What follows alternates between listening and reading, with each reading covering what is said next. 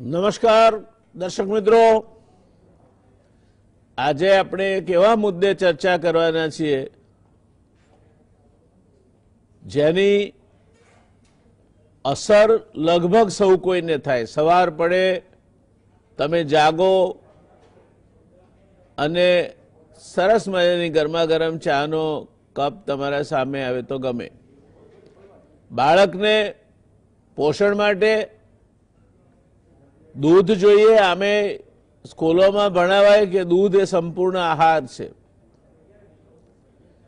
આવા આ ક્ષેત્રની આજે આપણે ચર્ચા કરવાના છીએ।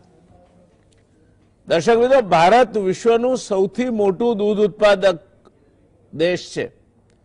1950-51માં આપણે પહેલી પંચવર્ષીય યોજના જ્યારે લખવાની તૈયારી કરી રહ્યા હતા ત્યારે 17 મિલિયન ટનથી શરૂ કરીને 2001માં 79.65 મિલિયન ટન અને 17-18માં 136.35 મિલિયન ટન એટલે કે 67 વર્ષમાં ભારતનું દૂધ ઉત્પાદન લગભગ 11 ગણું વધ્યું છે।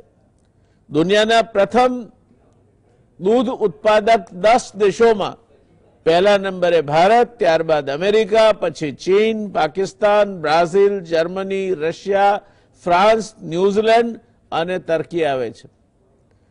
भारतना राज्यों में जोईए तो 2010-11 ની સ્થિતિએ देशનું 18.40% दूध उत्पादन करीने उत्तर प्रदेश प्रथम नंबरे, 10.86% साथे राजस्थान बीजा नंबरे, 9.19% साथे आंध्र प्रदेश तीजा नंबरे, 7.73% साथे पंजाब चौथा नंबरे, 7.65% साथे गुजरात पांचमा नंबरे, 7.01% साथे मध्य प्रदेश छठा नंबरे, 6.62% साथे बिहार सातमा नंबरे, 6.60% साथे महाराष्ट्र आठमा नंबरे, 5.14% साथे हरियाणा नवमा नंबरे અને 4.2% સાથે કર્ણાટક 10મા નંબરે આવે છે।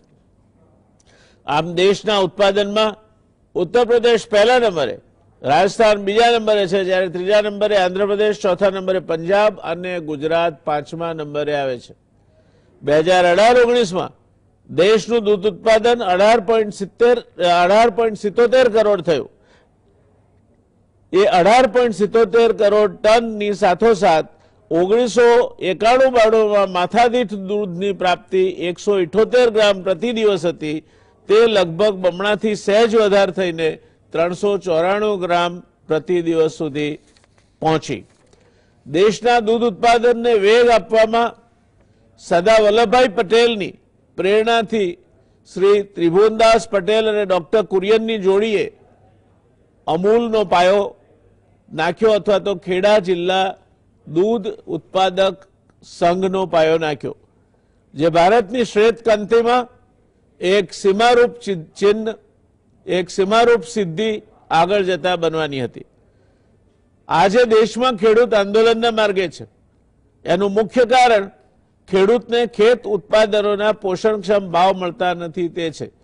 ખેતી એક જ એવી ઉત્પાદન વ્યવસ્થા છે કે જેમાં ઉત્પાદન એટલે કે ખેડૂત પોતાના ઉત્પાદનનો ભાવ નક્કી નથી કરતો, પણ એ ભાવ બજારમાં વેપારી નક્કી કરે છે, આડતિયાઓ નક્કી કરે છે।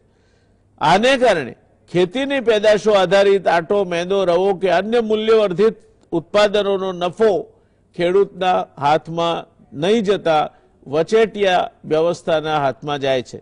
સહકારી દૂધ ઉત્પાદન વ્યવસ્થા થકી દૂધનો ઉત્પાદક પોતે જ પોતાના ઉત્પાદનને પ્રોસેસ પણ કરે છે અને એમાંથી બનતા માખણ, ચીઝ, આઈસ્ક્રીમ, શ્રીખંડ વગેરે અનેક મૂલ્યવર્ધિત ઉત્પાદનો થકી નફો રળવામાં ભાગીદાર પણ બને છે।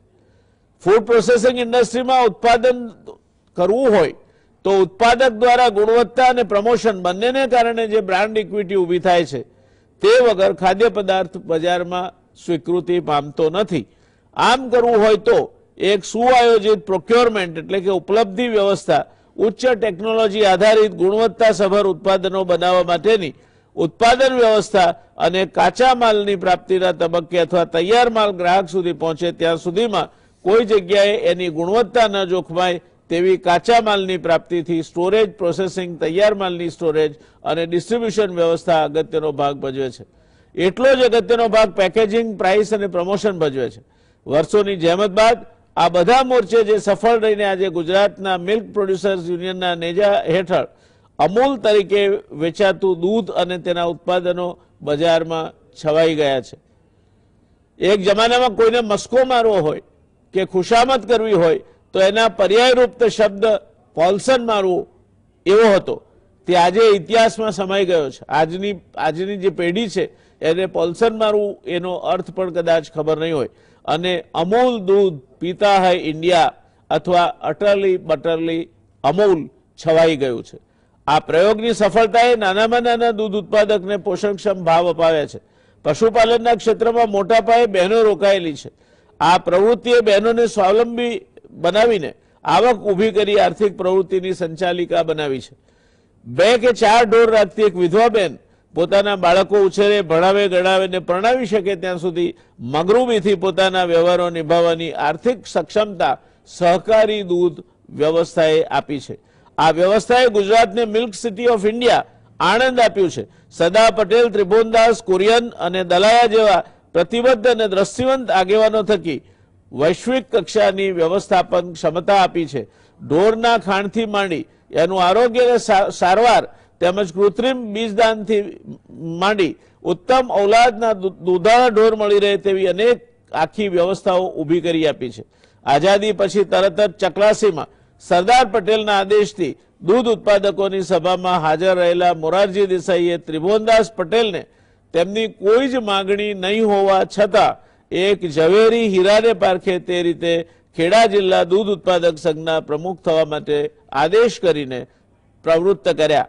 વિદેશથી મળીને આવેલ આણંદની ખખડધજ સરકારી ક્રેમરીમાં મુકાયેલ ડોક્ટર કુરિયન આણંદ આવ્યા અને જે રેઢિયાળ વ્યવસ્થામાં તેમને કામ કરવાનું હતું તેનાથી કંટાળીને મારી પાસે કામ જ નથી તો પગાર કઈ રીતે લેવાય એમ કહી ભારત સરકારને પોતાનું રાજીનામું એક કરતા વધુ વખત મોકલી દેનાર કુરિયન જ્યારે રાજીનામું મંજૂર થયું ત્યારે જતા જતા ત્રિભુવનદાસને મળવા ગયા ત્યારે એમણે કુરિયન પાસે માત્ર 6 મહિના પોતાની સાથે કામ કરવા માંગણી કરી. એમને રોકી લીધા. ઉછીના લીધેલા 50,000 રૂપિયામાંથી પ્રેશરાઇઝર મશીન ખરીદાયું અને તેમાંથી શરૂ થઈ અમૂલની સફળતાની એક અદ્ભુત દાસ્તાન. કુરિયન અને ત્રિભુવનદાસની જુગલજોડીએ ભારતની સહકારી દૂધ વ્યવસ્થાપન માટેની પહેલને સફળ બનાવી. ઓપરેશન ફ્લડ આપ્યું અને અમૂલ જેવી અબજો રૂપિયાની બ્રાન્ડ આપી. આંતરરાષ્ટ્રીય કક્ષાનો દૂધ અને દૂધના ઉત્પાદનોનો ઉદ્યોગ આપ્યો. એ સહકારી દૂધ ઉદ્યોગ સફળ એટલા માટે થયો કે એને ત્રિભુવનદાસ, કુરિયન, દલાયા, અમૃતા પટેલ જેવા સમર્પિત અને કાર્યદક્ષ વ્યાવસાયિકો અને નેતાઓનું નેતૃત્વ મળ્યું. આજે એશિયાની સૌથી મોટામાં મોટી દૂધ પ્રોસેસિંગ ડેરી ગુજરાતમાં છે એનું આપણને ગૌરવ હોવું જોઈએ. અને આમ છતાંય Bharat regional comprehensive economic partnership RCEPનું સભ્ય ન બન્યું કારણ કે દૂધ ઉત્પાદકોને ભય હતો કે જો આમ થયું હોત તો ન્યુઝીલેન્ડનું દૂધ ઉત્પાદન અહીંયા ઠલવાત અને એવા ભાવે ઠલવાત કે ભારતનો દૂધ ઉત્પાદક બરબાદ થઈ જાત. દુનિયાનો પહેલા નંબરનો દૂધ ઉત્પાદક દેશ અને એના ઉત્પાદકો દુનિયાના 9મા નંબરના દૂધ ઉત્પાદક દેશની હરીફાઈના કારણે સાફ થઈ જઈશું એવો ભય અનુભવે એ સ્થિતિનું નિર્માણ કેમ થયું હશે. આજે ભારતનો અને ગુજરાતનો સહકારી દૂધ ઉદ્યોગ એક એવા તબક્કે આવીને ઉભો છે જ્યારે ગુજરાતની વાત કરીએ તો એને તલાશ છે ત્રિભુવનદાસ, કુરિયન, અમૃતાબેન, દલાયા, માનસી પટેલ, ગલબાભાઈ પટેલ, મોટીભાઈ ચૌધરી કે અમીચંદ પટેલ જેવા અણિશુદ્ધ પરિશુદ્ધ નેતૃત્વની.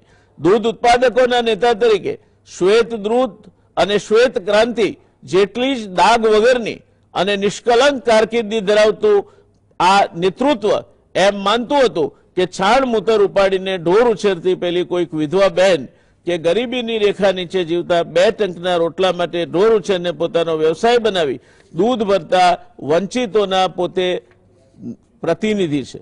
પોતે દૂધસાગર કે બનાસ કે સાબર અથવા અમૂલ જેવી સમૃદ્ધ સંસ્થાઓના ચેરમેન નહીં પણ વંચિતોના વાણોતર છે.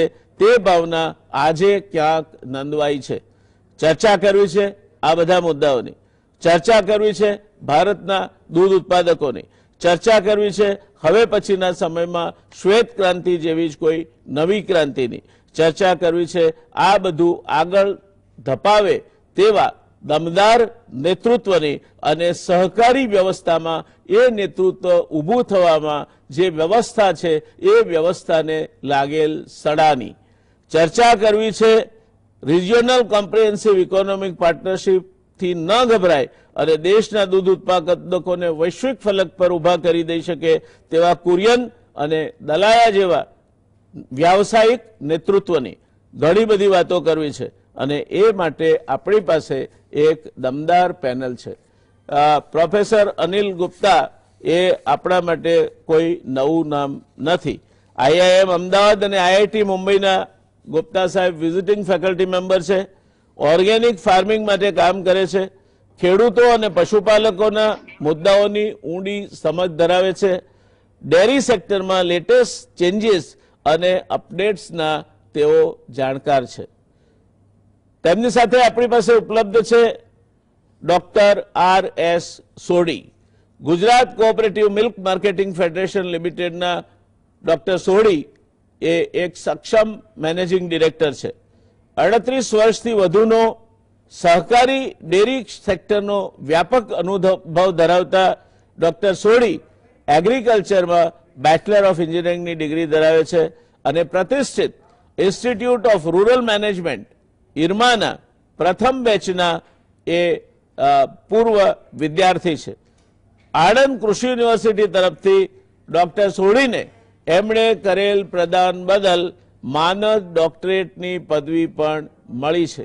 ડોક્ટર સોઢીના નામથી આજે માત્ર ગુજરાતમાં જ નહીં પણ ભારતમાં પણ દૂધ ઉદ્યોગ અથવા તો દૂધ સાથે સંકળાયેલ કોઈ પણ બાબતની જ્યારે ચર્ચા થતી હોય ત્યારે આ નામ ઘણી કેન્દ્ર સ્થાને રહીને ઘણી અગત્યની વાતો મૂકવા માટે અને અનુભવ પોતાનો શેર કરવા માટે દેશના સ્તરે વૈશ્વિક સ્તરે પણ એક અગત્યનું નામ છે। શક્યતા છે અમારી સાથે જોડાશે શ્રીમાન મહેશભાઈ પટેલ, વરિષ્ઠ સહકારી આગેવાન, ક્રિફકો અને ઇફકોના મેમ્બર રહી ચૂક્યા છે। 19 જેટલી સહકારી સંસ્થાઓ સાથે સંકળાયેલા છે અને સાબર ડેરીના ચેરમેન અને ડિરેક્ટર પણ મહેશભાઈ રહી ચૂક્યા છે। એક અત્યંત સૌમ્ય સ્વભાવ અને સ્પષ્ટ પોતાની વાત મૂકી શકવાની ક્ષમતા ધરાવનાર મહેશભાઈ હજુ સુધી સ્ટુડિયોમાં પહોંચ્યા નથી। આશા રાખીએ ચર્ચા આગળ ધપે એ દરમિયાનમાં તેઓ અમારી સાથે જોડાઈ જશે।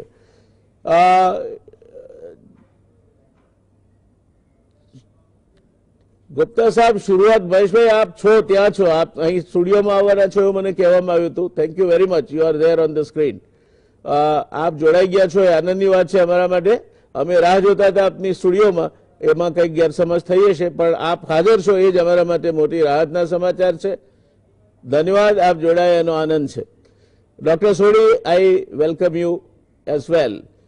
गुप्ता साहब, आप तो हमारे गुरु हैं और गुजरात समाचार टेलीविजन के दर्शकों के लिए आप हमेशा मार्गदर्शक रहे हैं। आपका फिर एक बार तहे दिल से स्वागत है। शुरुआत आपसे करेंगे गुप्ता साहब, आपने इस सेक्टर को देखा है, आप इस सेक्टर में कुछ नई जो इनिशिएटिव्स हो रही है छोटी मोटी इकाइयों की वजह से, उससे भी ज्ञात है। आप एक मोटे तौर पे गुजरात ने शुरुआत की, वहां से लेकर सरदार पटेल का जो एक सूत्र था, उनका जो विचार था कि दूध उत्पादक जब तक अपना माल कब बेचना है और कौन सी कीमत पे बेचना है उसका हकदार नहीं बनेगा, तब तक उसका एक्सप्लॉयटेशन होता रहेगा। आज की व्यवस्था ने वो सरदार पटेल की जो दृष्टि थी उसके अनुरूप काम करके दूध उत्पादक को खुद का मालिक बनाया है और खुद का नसीब तय करने वाला भी बनाया है। क्या कहना है आपको इस क्षेत्र के लिए साहब? इसमें तो कोई शक नहीं है कि जो उपलब्धियां हैं डेयरी सेक्टर की, उसमें दो पहिए हैं इस गाड़ी के। एक पहिया है किसान, दूसरा पहिया है जो डेयरी के प्रोफेशनल हैं। डॉक्टर सोढ़ी और उनकी टीम जो है उसका प्रतिनिधित्व करती है। उन लोगों ने बहुत सेवा भाव से काम किया है। बड़ी बड़ी मल्टीनेशनल कंपनी भी 80% जो दूध का दाम उनको मिलता है उसका हिस्सा वो किसानों तक नहीं पहुंचा पाती हैं। हमारी क्लास में अक्सर आते हैं डॉक्टर सोडी, हर साल, इस साल अगले साल फिर बुला रहा हूं उनको जनवरी में, और वो बताते हैं कि यूरोप के अंदर इतनी संपन्नता है, इतना विकास हुआ है, लेकिन यूरोप की जो डेयरी है वो भी 40% से ज्यादा हिस्सा जो उनकी है माल का जो बिकता है जिस दाम पर, उस दाम का 40% से ज्यादा किसान को नहीं दे पाती। उनके ओवरहेड, उनके बाकी खर्चे इतने सारे होते हैं। लेकिन हिंदुस्तान के अंदर एक ऐसा विश्वकरण का मापदंड बना दिया, मील का पत्थर बना दिया, बेंचमार्क बना दिया, जो बाकी सब देशों से दुगनी ज्यादा हिस्सा किसानों को देता है। और आज देखा जाए तो काफी हद तक जो अमूल मॉडल की 4-5-6 बातें हैं जिनको हमें ध्यान देना चाहिए। एक तो ये बात है कि वो ज्यादा हिस्सा जो कीमत मिलती है उसका किसान तक पहुंचाते हैं। दूसरी बात है कि आप सबको याद होगा जब शास्त्री जी आए थे और गांव में रहे, और वो कहानी सबने सुनी हुई है कि जब उन्होंने देखा कि हर जात के लोग एक ही बर्तन में दूध डालते हैं, तो उन्होंने बोला मेरा भारत ऐसा चाहिए मुझे, जिसके अंदर गरीब और अमीर, जिसके अंदर जाति का कोई भेद नहीं होगा, वर्ग का कोई भेद नहीं होगा। ऐसा समाज, ऐसा मिलजुल के चलने वाला समाज जो बनेगा तो वही हमें आगे चाहिए। और अमूल ने इस बारे में न केवल दूध में क्रांति की है, एक सामाजिक क्रांति का भी रूप इसके अंदर आया है, जिसमें सबको साथ लेकर, सबको साथ मिलाकर, कोई किसी भी जाति का हो, किसी धर्म का हो, किसी भी कितनी भी छोटी जो उसके पास डेयरी की यूनिट हो या बड़ी हो, कोई फर्क नहीं पड़ता, सबके समान अधिकार, सबके समान मौके, सबको समान प्रगति का अवसर मिला है। तीसरी बात जो उन्होंने बहुत अच्छी की है और जिसके अंदर जिसकी वजह से वो इतनी प्रगति पा ली है उन्होंने, कि उन्होंने वैल्यू एडेड प्रोडक्ट बहुत आगे बनाए। मुझे वो अक्सर बताते हैं सोडी जी कि जब कुरियन साहब थे तो उस समय जब उन्होंने स्टेप डाउन किया, रिलीव किया, तो करीबन 8,000 करोड़ था। आज वो 50,000 और शायद अब 55,000 भी करोड़ हो गया हो तो बड़ी बात नहीं है। देश का सबसे मूल्यवान ब्रांड बन गया वो। तो ये सब कैसे हुआ? ये लगातार कंटिन्यूअस इनोवेशन से हुआ। आयन की एक दीवार है जिसमें एक ही जगह पर सिर्फ दरार कहिए या जगह कहिए, और वो अमूल के लिए है। अमूल ने अपनी कियोस्क को सारे देश की जो उच्चतम सर्वश्रेष्ठ संस्थाएं हैं, चाहे वो सरकारी कलेक्ट्रेट हो, चाहे कैंट हो, चाहे IIM अहमदाबाद हो, चाहे और कोई दफ्तर, सबके साथ मिलकर उन्होंने 2 रास्ते बना दिए। एक वही जो हमारे कैंपस में रहते थे लोग उनको मिल जाए, और एक बाहर वाले लोग जो वहीं से दूध का और बाकी चीज और सब चीजों का प्रोडक्ट दे सकते। यानी इनोवेशन मार्केटिंग में किया, इनोवेशन प्रोडक्ट में किया। और आप सबको शायद पता होगा कि किस तरीके से उन्होंने विज्ञान का सबसे ज्यादा इस्तेमाल किया है, मैं समझता हूँ किसी भी सेक्टर में। एग्रीकल्चर की समस्या एक कारण ये भी रहा कि जो टिकाऊ जब विज्ञान था, औद्योगिक विज्ञान था, उसका प्रयास कम हुआ। इनपुट की जो नॉलेज थी उसको काफी प्रयोग हुआ एग्रीकल्चर के, वैल्यू एडिशन कम हुआ, किसान के पास बहुत ज्यादा वैल्यू एडिशन के तरीके नहीं गए। जबकि अमूल के अंदर वैल्यू एडिशन के लिए CFTRI से टेक्नोलॉजी आई थी, भैंस के दूध के पाउडर की, और उसको उन्होंने इतना अच्छा आत्मसात कर लिया कि आज वो दुनिया के लीडर बन गए। तो अमूल की जो उपलब्धियां हैं वो खाली दूध की क्रांति तक नहीं है, खाली उसके उत्पाद की क्रांति तक नहीं है, उसकी कीमत तक नहीं है, बल्कि एक कमिटमेंट जो पैदा किया है पूरे संगठन ने पूरी उसकी जो कार्य क्षमता जो बनाई है अपने लोगों की, वो भी अद्भुत है। मेरी क्लास में कभी भी कोई विद्यार्थी आता था जिसने अमूल में काम किया है, तो उसका पैशन, उसका समर्पण की भावना देखते बनती थी कि वो कितने छोड़ने के बावजूद, अमूल को छोड़ने के बावजूद, उनके मन के अंदर जो सेवा भाव था, जो समर्पण की भावना थी, वो अटूट रहती है। तो अमूल ने एक बहुत बड़ा एक अनुशासित समर्पित भाव पैदा किया है अपने पूरे कर्मचारियों के अंदर, जिसकी मैं बहुत सराहना करता हूँ, जिसकी मैं बहुत तारीफ करता हूँ। थोड़ी बहुत दिक्कतें रहती होंगी, लेकिन फिर भी एक ऐसे संस्थान में। और एक और खास बात जो आज के संदर्भ में बड़ी जरूरी है, देश की राजनीतिज्ञों को सुनना चाहिए इस बात को। अमूल का बोर्ड है, उसके इलेक्शन होते हैं, उसमें राजनीतिज्ञ आते हैं, किसी पर अलग अलग पार्टी के आते हैं, लेकिन उन लोगों ने अमूल की जो निष्ठा है, जो इंटेग्रिटी है, एक आध अपवाद छोड़ दें तो निष्ठा और इंटेग्रिटी पे कभी दखल नहीं दिया। अगर सोडी जी इतना सब नहीं कर पाते अगर बोर्ड का सपोर्ट नहीं होता, लेकिन बोर्ड का विश्वास उन्होंने जीता, उनकी पूरी टीम ने जीता, और इसका जो एक असर पड़ा है पूरे देश के मानस पर, जितना पड़ना चाहिए उतना नहीं पड़ा है। कि जब आप आपस में कुछ भी हमारे वाद विवाद हो, जब विकास की बात आती है, जब किसानों की सेवा की बात आए, उस समय हमें 2 राय में बात नहीं करनी चाहिए, एक राय में बात करनी चाहिए। क्योंकि उस समय सबसे पहले, सबसे ऊपर किसान की जो हित में जो काम है उसको करना चाहिए। और ये एक बहुत बड़ी बात है मुल्क के अंदर, जिससे हमें सीखना चाहिए कि भाई आपसी विवाद चलेंगे, राजनीति में आपसी विवाद होने स्वाभाविक हैं, लेकिन उन विवादों का असर किसानों के हित पर नहीं होना चाहिए। कोई भी पार्टी हो, कोई भी मत हो आपका, आप उसको माने, लेकिन व्यवस्था को चलने दें ठीक से, व्यवस्था के अंदर व्यवधान नहीं पड़ना चाहिए। ये भी एक अच्छी बात है। और अंत में ये कहूंगा कि आने वाले समय में बहुत अच्छा हुआ कि आरसीईपी में भारत ने शामिल नहीं हुआ, हालांकि इसके फायदे नुकसान दोनों थे, लेकिन डेयरी सेक्टर के लिए तो बहुत बड़ा एक आघात लगने वाला था। अगर न्यूजीलैंड, जिसका डोमेस्टिक कंजम्पशन एक बड़ा 10वां हिस्सा भी नहीं होगा, जितना दूध वो पैदा करते हैं, वो अगर डंपिंग हो जाता हमारे देश में तो बहुत मुश्किल होती, हमारे दाम कम हो जाते और फिर किसानों को वो सारी अर्थव्यवस्था जो बनी डेयरी के विकास की जो बनी वो नहीं बन पाती। मुझे याद है मालती बहन, जिनका हमने सम्मान किया था, मानसा के पास की हैं, तो उन्होंने एक गाय और एक बछड़ा था उनके पास जब उन्होंने जिंदगी शुरू की थी, और सबसे ज्यादा दूध बेचने वाली महिला डेयरी किसानों में से वो एक हैं। कैसे संभव हो पाया? एक गरीब किसान एक गाय और बछड़े से शुरू करता है जिंदगी को। उनके पति थोड़े अपंग हैं, तो उनके बच्चे जो हैं पुलिस में हैं, अलग अलग अच्छी नौकरी में हैं, अच्छा पढ़ाया उन्होंने सबको। मुझे उनका नमन करने में बहुत आदर भाव महसूस होता है कि उन्होंने अपनी प्रतिभा से, अपनी कौशल से, अपनी मेहनत से जीवन परिवर्तन किया अपना, और एक मिसाल कायम की। उनके पास पूरे देश से बहनें और भाई आते हैं सीखने के लिए। तो ये ऐसे कितने सारे परिवारों का कायाकल्प हुआ है इस आंदोलन की वजह से, और ये एक क्रांति सामाजिक भी है, सांस्कृतिक भी है, और औद्योगिक भी है, और खेती की तो है ही। धन्यवाद साहब।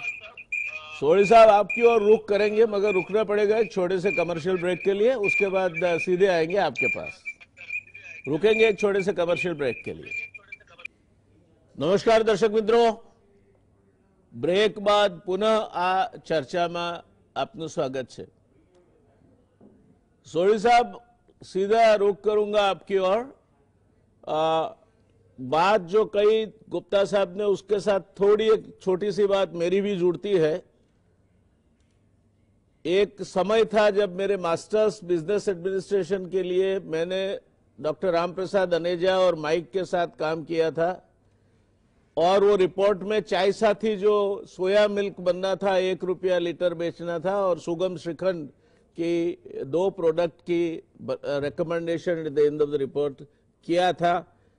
और मौका भी था नेशनल डेयरी डेवलपमेंट के बोर्ड के साथ जुड़ने का। कुरियन साहब को मैंने प्रॉमिस भी दिया था, मगर शायद गुजरात सरकार ने कुछ और निर्णित किया था, इसीलिए ये सेवा यज्ञ में मैं नहीं जुड़ पाया। आज भी मुझे उसका अफसोस है। नॉर्थ गुजरात की बात की गुप्ता साहब ने, एक बहुत सही बात है जिसका मैं साक्षी रहा हूं। ये जो आपका दूध उत्पादन और कलेक्शन का पूरा तंत्र है, उत्तर गुजरात में चाहे साबरकांठा लो, चाहे बनासकांठा लो, चाहे मेहसाणा लो, चाहे पाटन लो, ऐसी कोई बड़ी उद्योग नहीं थी। आज भी उतनी बड़ी उद्योग तो आज भी नहीं है। अगर उत्तर गुजरात में ये कोई इकोनॉमिक एक्टिविटी की हैसियत से अंतिम छोर तक, एक गरीब की झोंपड़ी तक अगर रोटी पहुंचाने का काम किसी ने किया है, या उनके बच्चों को कहीं ना कहीं मदद करने का काम किया है, तो वो आप लोगों ने किया है। और उसके लिए मैं मानता हूं कि पूरा उत्तर गुजरात आपका ऋणी रहेगा। उत्तर गुजरात ने भी आपसे प्रेरणा लेकर शायद बड़ी से बड़ी डेयरी जो एशिया की एक जमाने में दूध सागर थी, अभी बनास डेयरी बोल रही है कि हम बड़े हैं, मगर आपस में दूध उत्पादन की हरीफाई में उत्तर गुजरात ने भी आपने जो भी एफर्ट किया उसका एक अच्छा सा जवाब दिया है। गुप्ता साहब ने बात कही, उसके साथ मैं पूर्णतः सहमत हूं कि दलाया और कुरियन साहब से लेकर आज तक जो ब्यूरोक्रेसी या जो एक्सपर्ट विंग रही है आपकी व्यवस्था की, वो अकबंद रही है। योग्य प्रकार के लोग आए, योग्य इनका शिक्षा दीक्षा हुआ था, और उनको एक तरह से ये पूरी बात में दीक्षित भी किया गया कि जैसे गुप्ता साहब ने बोला कि दूध अमूल से कोई आता है तो उसकी एक कमिटमेंट ही अलग होती है। तो ये भी आपके वहां जहां तक प्रोफेशनल कैडर का सवाल है, मैं मानता हूं कि आपने एक बहुत अच्छा सा, क्योंकि आप भी करीब 40 साल से इसके साथ जुड़े हैं, तो आपने भी बहुत अच्छा प्रदान किया है। और कुरियन साहब ने, अमृताबेन ने, दलाया ने वगैरह ने जो रास्ता तय किया था वही रास्ते पे चल के आप आगे बढ़ रहे हैं। मेरा प्रश्न है कि क्या होगा ये सब आप जो कर रहे हैं आज, जो जिस तरह की व्यवस्था फैली है और जिस तरह की बातें आज सुनने में आ रही है, जो कोऑपरेटिव सेक्टर एक समय में हमारे लिए it was a matter of pride, cooperative bank हो, कोऑपरेटिव डेयरी हो, ये एक कमनसीबी रही कि तेल की व्यवस्था में, खाद्य तेल की व्यवस्था में एनडीडीबी ने कोऑपरेटिव सेक्टर में प्रयत्न किया था। रीजन से उसके क्यों नहीं चला इसकी चर्चा अभी नहीं करनी है, फिर कभी करेंगे।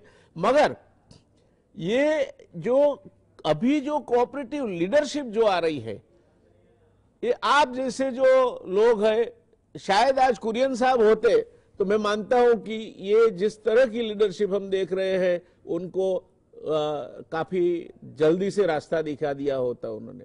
तो क्या मानते हैं आप कि ये जो कोऑपरेटिव सेक्टर है उसकी भविष्य क्या है? क्या एग्जीक्यूटिव ही उसको चला पाएंगे, या अभी जो जिस तरह की नेतृत्व आ रही है, जिस तरह की इलेक्शन पद्धति है, जिस तरह के हस्तक्षेप हो रहे हैं, इनकी वजह को देखते हुए आपको लगता है ये व्यवस्था जो कुरियन साहब ने पीछे छोड़ी थी, जो आपके पूर्वजों ने पीछे छोड़ी थी, त्रिभुवन दास वगैरह ने, जिसकी कल्पना सरदार साहब ने की थी, क्या वो व्यवस्था ज्यादा आगे बढ़ पाएगी या उसमें सेंध लगना शुरू हो गया है?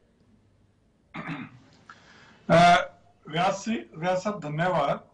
पहले तो मैं आपको जीएसटीवी को धन्यवाद दूंगा कि आज के प्रक्षेप में जहां आत्मनिर्भरता और ये जो कॉन्फ्लिक्ट फार्म लॉ पे चल रहे हैं उस प्रक्षेप में आपने ये परिचर्चा रखी, जिसमें जो अमूल का मॉडल जो है, गुजरात का अपना मॉडल है, उसको आपने आगे किया है। आपने जो अमूल की हिस्ट्री बताई, प्रोफेसर गुप्ता माननीय जी, मैं उनके साथ से काफी कुछ सीखने को मिलता हूं जब भी जाते हैं। उन्होंने काफी हमारे अमूल के बारे में, अमूल के प्रोफेशनल्स के बारे में, अमूल की मार्केटिंग पॉलिसी के बारे में अप्रिशिएट किया। अभी आ जाइए लीडरशिप। देखिए, अमूल की अगर किसी को बोला जाए ना कि सक्सेस होने का रीजन क्या है, तो मैं बोलूंगा लीडरशिप। और लीडरशिप क्या है? फ्यूजन ऑफ दो टाइप की लीडरशिप। एक selfless dedicated political leadership, right, Tribhuvan Das Patel से लेके आपने मोती काका सबके नाम दिए, और जो आज की लीडरशिप है।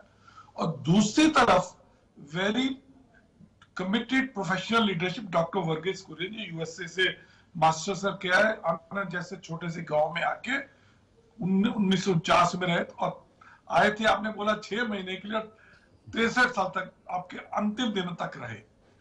देखिए, इन दोनों का फ्यूजन से ये इंस्टीट्यूशन आज तक बढ़ा है। और आप जो बोल रहे हैं कि आज का, तो मैं बताऊं, दिन में दिन अगर आप देखें, अमूल कल से सुदृढ़ होता जा रहा है। मैं आपको बता रहा हूं, अगर आपको तो आंकड़ों से ज्यादा पता चलेगा। 10 साल पहले आपने बताया हमारा 8,000 करोड़ था, आज अमूल पिछले साल 52,000 करोड़ का एनुअल टर्नओवर, भारत की सबसे बड़ी एफएमसीजी और फूड कंपनी बन गई है। और हमारा अगर पिछले 10 साल की ग्रोथ रेट देखें तो 14 से 15% आ रही है, जबकि average best of multinational, best of corporate की ग्रोथ रेट एवरेज एफएमसीजी 7 से 8 है, तो उससे डबल है। और ये देखिए, जो डबल लीडरशिप आई, ये लीडरशिप से, अब मैनेजमेंट से आई। प्रोफेसर गुप्ता साहब ने बताया कि, और आपने भी बताया कि हम जो प्रोफेशनल, अगर मैंने 38 साल 39 साल दे दिए हैं, तो ऐसा नहीं कि ऐसे ही आगे। ये देखिए, बोर्ड ने जो ट्रस्ट दिखाया, जो फेथ दिखाया।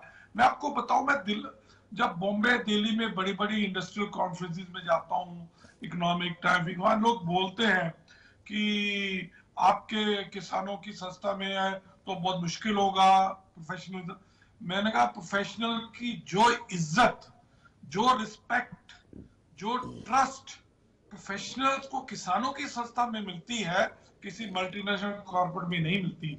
मेरे बोर्ड पे 19 बोर्ड मेंबर हैं, 18 डेमोक्रेटिक इलेक्टेड मेंबर्स हैं, जो हर 5 साल में इलेक्शन में, जैसे भारत में लोकसभा विधानसभा के इलेक्शन होते हैं, मंडी में इलेक्शन होता है, उसमें से इलेक्ट होके आते हैं, मंडली से लेके संघ तक आते हैं, संघ से वो चेयरमैन अगर इलेक्ट होंगे तो फेडरेशन, फिर पूरा इलेक्शन होता है, पूरा डेमोक्रेटिक सेटअप है। और ये जो 18 फार्मर्स मेंबर हैं, आप किसी बोर्ड मीटिंग में जाते हो तो देख के इतना सेटिस्फेक्शन रहता है कि वो जितने रिस्पेक्ट और ट्रस्ट प्रोफेशनल उनकी डिसीजन मेकिंग पे देते हैं। मुझे नहीं लगता कि कोई भी नाम लेते हैं उसके, आप रोज पढ़ते होंगे, हर 3 साल 4 साल का वो सीईओ एमडी चेंज हो जाते हैं, क्योंकि वो डिमांड ऐसे रहते। ये जो कंसिस्टेंसी अमूल की लीडरशिप में है, both professional and political leadership के कारण ही अमूल दूसरी इंडस्ट्री से डबल डिजिट ग्रोथ कर रहा है। अभी कुछ अपवाद होते हैं, प्रोफेसर गुप्ता ने बोला, आपने बोला, देखिए ये डेमोक्रेसी में हर तरह के लोग, क्रिटिसिज्म भी होगा, फेवर भी होगा, पर ये सेल्फ करेक्टिंग सिस्टम है डेमोक्रेसी। किसान वोट दे के, अगर कोई अच्छा डिलीवर नहीं करेगा, चुन के आ गया है, तो अगली बार किसान उसको निकाल देंगे। ये देखिए, एक अमूली कोऑपरेटिव संघ है जिसमें गुजरात सरकार हस्तक्षेप नहीं करती। आप भारत के किसी कोऑपरेटिव में चले जाइए, वहां का पहली बात तो जो एमडी होगा वो वहां की सरकार ने करती है, ना कि बोर्ड। दूसरा, वहां पे जो मेंबर्स आते हैं, आधा बोर्ड तो सरकार नॉमिनेट करती है, पर यहाँ पे सब चुन के आते हैं। मैंने देखिए, पॉलिटिक्स सब जगह है, आज हम देख ही रहे पूरे, और होने भी चाहिए। देखिए, जब कोई पब्लिक इंस्टीट्यूशंस होगा, वहां आमने सामने दोनों होना चाहिए। ये नहीं कि अगर ये सरकारी तंत्र बन गया, अगर कोई किसी भी चीज को क्रिटिसाइज नहीं करे, कोई डिबेट नहीं करे, कोई मीडिया में आके अपनी मन की बात खुली ना रख सके, तो फिर ये सहकारी लोगों की संस्था नहीं है। और मैं मानता हूं व्यास साहब, जो आज पूरे वर्ल्ड में जो अमूल के मॉडल को रेप्लिकेट की बात कर रहे हैं, अभी मैं आपने काफी डेटा दिया। आज हमारे आदरणीय प्रधानमंत्री जी ने कुछ महीने पहले आत्मनिर्भरता की बात की, अभी चल रहा है ये फॉर्म भर के जिसमें किसानों को फ्री मार्केट की फ्रीडम देगी, उसके ऊपर काफी डिबेट चल रहा है, कुछ करेक्ट भी है, कुछ इंप्रूवमेंट की भी जरूरत है, मैं उसमें नहीं जाना चाहता। मैं बताऊंगा कि देखिए, मिड 70s तक भारत में सिर्फ 20 मिलियन मीट्रिक टन था दूध का प्रोडक्शन, और 110 मिलीग्राम प्रति व्यक्ति प्रतिदिन उत्पादन था, और आज कितना है? 190 मिलियन मीट्रिक टन। और ये कैसे हुआ? अमूल मॉडल का रेप्लिकेशन हुआ, जो white revolution doctor Verghese Kurien और तिरुमल दास पटेल के गाइडेंस में उन्होंने चालू किया। मिड 70s में भारत का दूध का उत्पादन यूएसए से 1/3 और यूरोप से 1/8 था। आज हम यूएसए से डबल है, और जो हमारी ग्रोथ रेट है यूएसए से 5 गुना है। तो देखिए, अगर भारत का जो मॉडल जो चल रहा है, हाँ लोग क्रिटिसाइज करेंगे, क्योंकि हम अभी भारत में नहीं चल रहा, पूरे वर्ल्ड के लिए डेयरी बनते जाए, तो आपको ऐसे रुकाव बहुत आएंगे। और देखिए, ये सेल्फ करेक्टिंग सिस्टम है, जहां पे डेमोक्रेसी होगी, सेल्फ करेक्शन होगा ही होगा। और मुझे पूरा कॉन्फिडेंस आप हमारी लीडरशिप पे और हमारे बोर्ड के ऊपर, जो नियामक मंडल है, जो प्रोफेशनल्स को इंडिपेंडेंस और रिस्पेक्ट देता है, आप किसी और संस्था में, किसी और कमर्शियल संस्था में देखने को नहीं मिले। नहीं, मैं पूर्णतः सहमत हूँ आपके साथ सोढ़ी साहब। मुझे आपके बोर्ड में जो आज चल रहा है, वो पुण्य प्रताप अभी तक कुरियन साहब का और अमृता बहन का आज तक जीवित है सर। और बाकी की बात रही दूध संघों की, मैं जाऊंगा अब हमारे महेश भाई पटेल के पास। सर जी, मैं सिद्धपुर से आता था तो कभी कभी रुकता था मोती भाई चौधरी के पास, वो मेरे बहुत अच्छे बुजुर्ग फ्रेंड रहे। विठल भाई पटेल वो भी रहे, दलबा भाई को जानने का भी मुझे सौभाग्य मिला, अमितचंद भाई को जानने का भी मुझे सौभाग्य मिला। आधा कप चाय आती थी, मैं कभी उनको कभी जोक करता था कि ये बूढ़े लोग तुम इकट्ठे होके एक इतने दूध सागर पे बैठे और इतना आधा कप चाय पिलाते हो, तो उन लोगों की जो बात थी, मुझे बोलते थे साहेब आ કોઈ વિધવા બેન છાણ મૂતર ઉચકીને પોતાના બાળકો મોટા કરે છે એનું આ દૂધ છે, એમાં અમે તો ટ્રસ્ટી છીએ. મારે મહેશભાઈ તમને સીધો પ્રશ્ન પૂછવો છે, જે ગલબાભાઈની પેઢી હતી, જે મોતીભાઈ ચૌધરીની પેઢી હતી, જે વિઠ્ઠલભાઈ પટેલની પેઢી હતી, જે અમીચંદભાઈની પેઢી હતી, એ પેઢી આજે ડેરીનું સંચાલન કરે છે ખરી? પહેલી વાત. અને બીજું કે જે પ્રકારે ઇલેક્શનો થાય છે સહકારી સંઘોના અને ડેરીના, એમાં સારો માણસ હવે ડેરીમાં આવે એવી શક્યતા આપ જુઓ છો ખરા?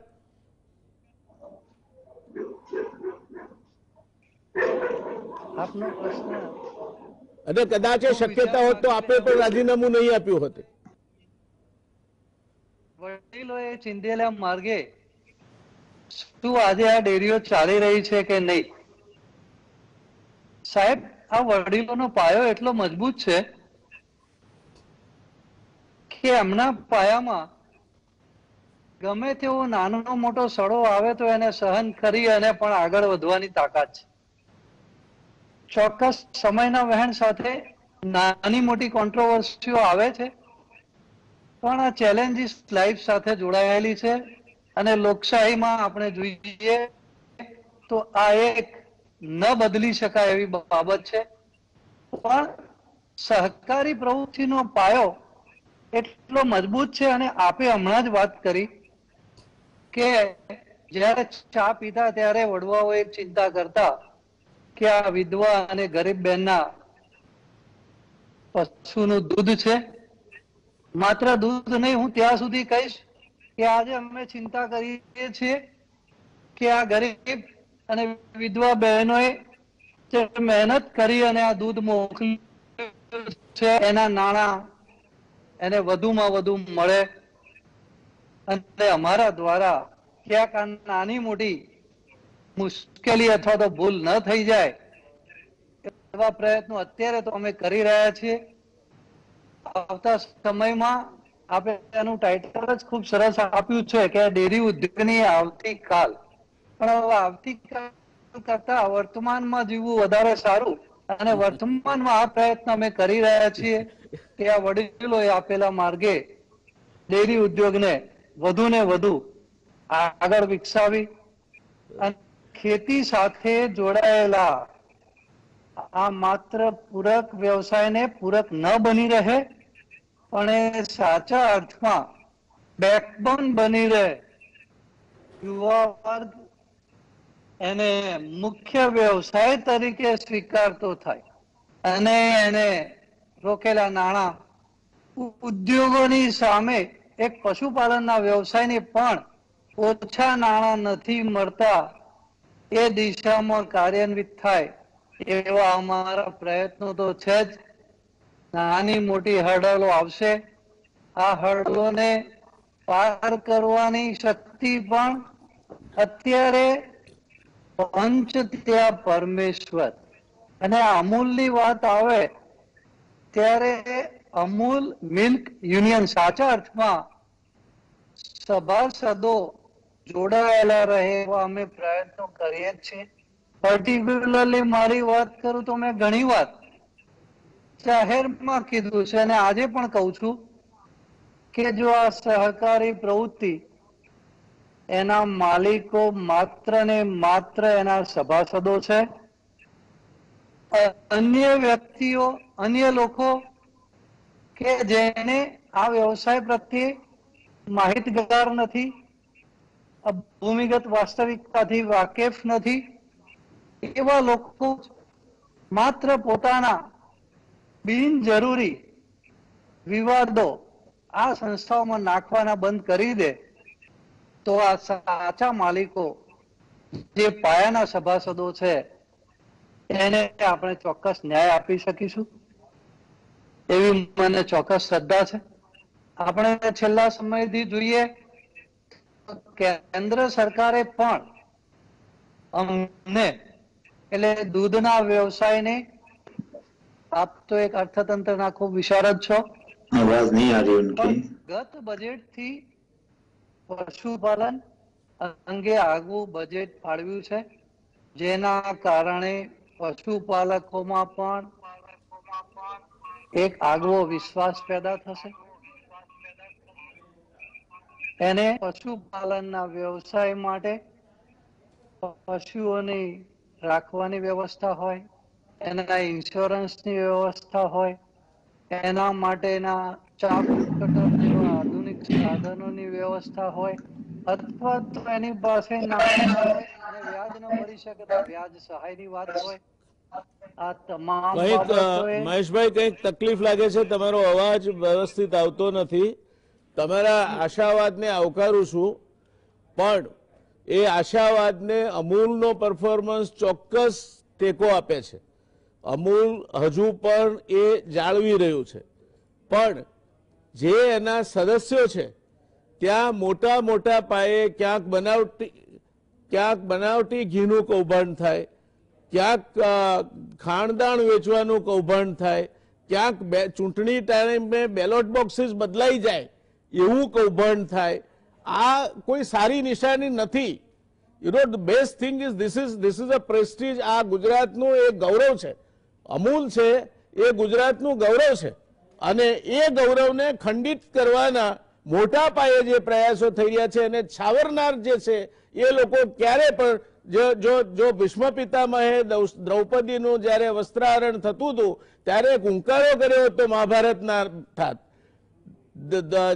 દ્રોણાચાર્ય જો ખાલી એક વાંકોટો કર્યો હોત તો મહાભારત ના થાત. આજે જે સજ્જન માણસો છે ચૂપ બેઠા છે, અને the bad currency drives the good currency out of circulation.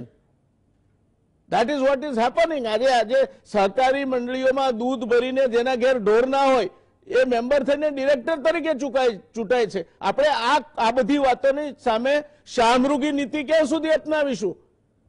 સવાલ ગુજરાતની જે ઇજ્જત આબરૂ છે, ગુજરાતનું જે પ્રેસ્ટીજ છે, જેની પાછળ ડોક્ટર કુરિયનથી માંડીને ડોક્ટર સોઢી સુધીના અનેકનો પરિશ્રમ છે, એને આપણે સહકારિતાના નામે, થર્ડ ગ્રેડ લીડરશિપના નામે કૌભાંડો કરીને, બનાવટી લોકોને દૂધ ભરાવીને મેમ્બરો કરીને આપણે બોર્ડમાં મોકલીશું અને એમના થકી વહીવટ ચલાવીશું ને પછી સહકાર ખાતું એ બધા ઉપર સંચાલનનું કામ કરશે. સાહેબ, there is not everything is not well with the cooperative milk sector. Let me tell you, you will remember me after few years. આ નાની મોટી તરડ નથી મહેશભાઈ. તરડ તો હવે એવડું મોટું બોગદાનું રૂપ લઈ લીધું છે એને કે પાકિસ્તાનની સરહદમાંથી બોગદું પાડીને આતંકવાદીઓ આપણી બાજુ આવે એમ આ આતંકવાદીઓ ડેરી સેક્ટરમાં ઘૂસ્યા છે. આપણે કાળજી રાખવી પડશે ભાઈ, અને એની પહેલી શરૂઆત એ થાય છે કે તમે રોગનો સ્વીકાર કરો કે હા આ રોગ છે. તો આ લોકો મહેનત તો કરે જ છે. Dr. Sodhi and company, they are professionals. They are giving best of their life to you. What is the use if it is going this way? એટલે આપણે આ મહેશભાઈ વાત સમજવી પડશે. તમે તો બહુ સજ્જન માણસ છો, અને I started my first job with the last ICS chief secretary of the state, Mr. Lalit Dalal. એમણે મને એવું શીખવાડ્યું છે કે to be a gentleman is a disqualification for an administrator. There is a time when we don't have gentlemen administrators in the dairy sector or cooperative sector. જે managing ડિરેક્ટરો છે એમને આપણે વધારે પાવરફુલ કરવા પડશે. ડોક્ટર સોઢી જેવાની અમરેલા નીચે એમને મૂકવા પડશે. અને આ જે કહેવાતા રાજકારણીઓ છે જે માત્ર ને માત્ર મલાઈ ખાવા ખાતર આવે છે એમને આનાથી દૂર નહીં રાખીએ તો આ બનાસ ડેરી, આ સાબર ડેરી, આ દૂધસાગર ડેરીનો મૃત્યુઘંટ વગાડીને આ લોકો છોડશે તે પ્રકારની પરિસ્થિતિનું નિર્માણ થશે. गुप्ता साहब, आपकी ओर रुख करूंगा मैं. सोढ़ी साहब ने काफी अच्छी बात की. आप तो इस सेक्टर को काफी अच्छी तरह देखते हैं. क्या इससे और भी आज 14-15% एवरेज ग्रोथ रेट अच्छी बात है, सबसे बड़ी एफएमसीजी है, हमारे गौरव की बात है. अब आगे क्या? क्योंकि when you reach the top the only way is that you come down. तो आप नीचे नहीं आए, उसके लिए आपके ख्याल से क्या क्या करना चाहिए इस सेक्टर को?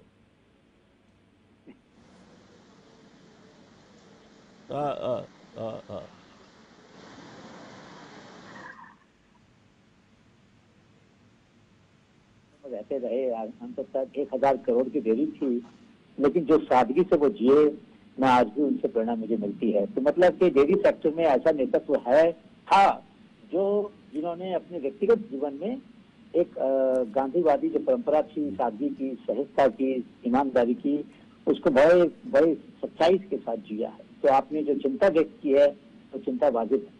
आगे क्या हो सकता है इसके बारे में 4-5 बातें मेरे दिमाग में आती हैं, कभी कभी सोची से बात करता हूँ कि एक तो ये है कि हमें जो यंग जनरेशन है डेयरी सेक्टर में, जो डेयरी प्रोड्यूसर्स के जो बच्चे हैं, किसानों के बच्चे जो हैं, उनके अंदर स्टार्टअप मूवमेंट को लाने के लिए, उनके अंदर एक नए उद्यमी प्रभाव पैदा करने के लिए, उनके अंदर एंटरप्रेन्योरशिप पैदा करने के लिए, जिसका काम जो काम अभी कोई कर नहीं रहा विशेषता, तो मुझे लगता है कि एक काम है कि उनके बच्चों को आगे इस क्षेत्र में वो खाली गाय का दूध निकालने तक सीमित नहीं रखेंगे अपनी अपेक्षाओं को, उनको और भी काम करना पड़ेगा।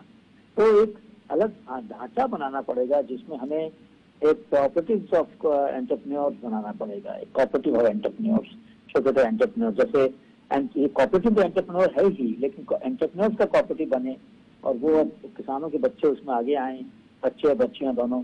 एक तो काम मुझे ये लगता है। दूसरा, ब्लॉकचेन का इस्तेमाल करके जो दूध अलग अलग क्षेत्रों में खास विशेषता है, वो विशेषता करके हम अलग तरह की ब्रांडिंग कर सकते हैं।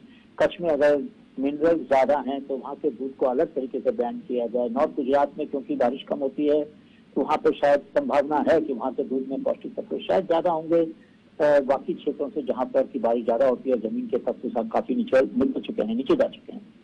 तो जो एक्सटेंसिव डेयरी है वहाँ के, जो अभी मुझे मालूम है, आपने सुना भी होगा, शायद केस किया होगा, मैंने तो किया है, चौधरी जी ने ऊँट के दूध की चॉकलेट बनाई, उन्होंने भेड़ और बकरी के दूध को भी आगे लाने की कोशिश की है, उसका चीज बनाने के लिए मदद की है।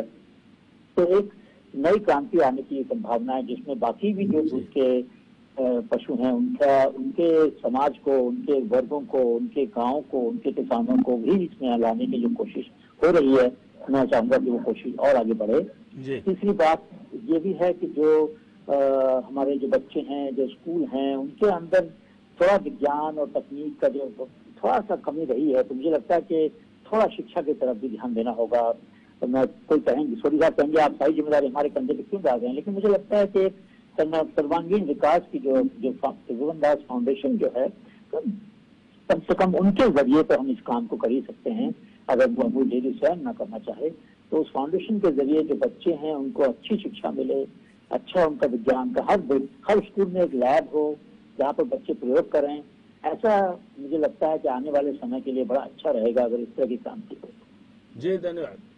सोनी साहब, फाइनल क्वेश्चन टू यू। आप बहुत अच्छा काम कर रहे हैं। जब तक अमूल ठीक से काम कर रहा है, मार्केटिंग ऑर्गेनाइजेशन की हैसियत से नई प्रोडक्ट्स ला रहा है, संशोधन कर रहा है, तब तक ये क्षेत्र ऐसा है जिसमें कभी सैचुरेशन नहीं आएगा, क्योंकि ईश्वर की कृपा से 2% मार्केट तो हर साल बढ़ता है हमारा, और हम सबसे ज्यादा पॉपुलेशन वाला देश बन जाएंगे 2025 में। तो आप जब तक ये संशोधनों में लगे रहोगे, ये नीचे जो भी गड़बड़ होती है उसमें कहीं ना कहीं आप इनको बचा लोगे।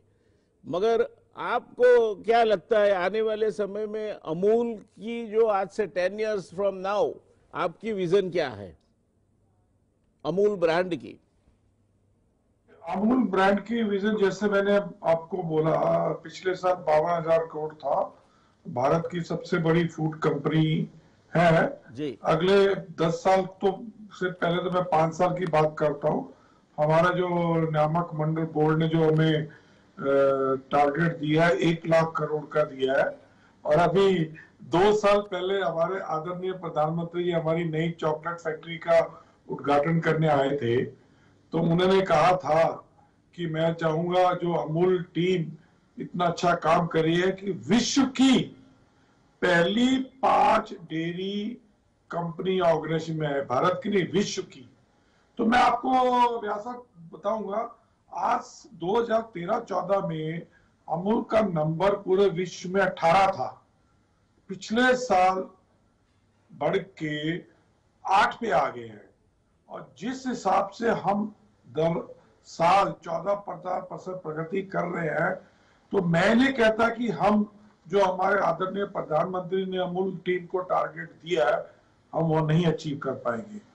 और देखिए, आप कुछ भी बोले, देखिए मैं आप पे डिबेट नहीं करूंगा, आपके चैनल के पर्सनल ये हो सकते हैं, लीडरशिप पे कुछ पे मैं फिर आपको बोलूंगा, अपवाद होते हैं, आप बोलते हैं मिलावट होती है, इतनी बड़ी भारत की संस्था है, कहीं मिलावट होती है, पकड़ भी तो लेते हैं और उसके प्रति एक्शन भी होते हैं। अगर कोई छोटी करप्शन होती पकड़ भी तो, देखिए अभी ये कॉर्पोरेटिव क्योंकि पब्लिक इंस्टीट्यूशन है, छोटी सी भी बात होगी खुल के बाहर आ जाएगी। अगर यही अमूल प्राइवेट संस्था होती, कोई कॉर्पोरेट होता, कोई मल्टीनेशनल होता, बोर्ड में क्या हो रहा है, संस्था के अंदर क्या हो रहा है, आप मीडिया वालों को बिल्कुल पता नहीं चलता। नहीं, सही बात, क्योंकि हम पब्लिक इंस्टीट्यूशन है तो हम सबके सामने खुले हैं, तो आप हमारा पूरा डाइसेक्शन करके, पूरा एक्सरे करके पब्लिक को बता सकते हैं। पर अल्टीमेटली जैसे आपने बोला, हमारी परफॉर्मेंस, हमारी डेटा बताती है हमारा फ्यूचर। आज अगर 74 साल से दिन प्रतिदिन प्रगति कर रहे हैं, तो मुझे नहीं लगता कि गुजरात के खेरूट की संस्था जो 36 लाख इसके मालिक है, हमको कोई डाउट होना चाहिए।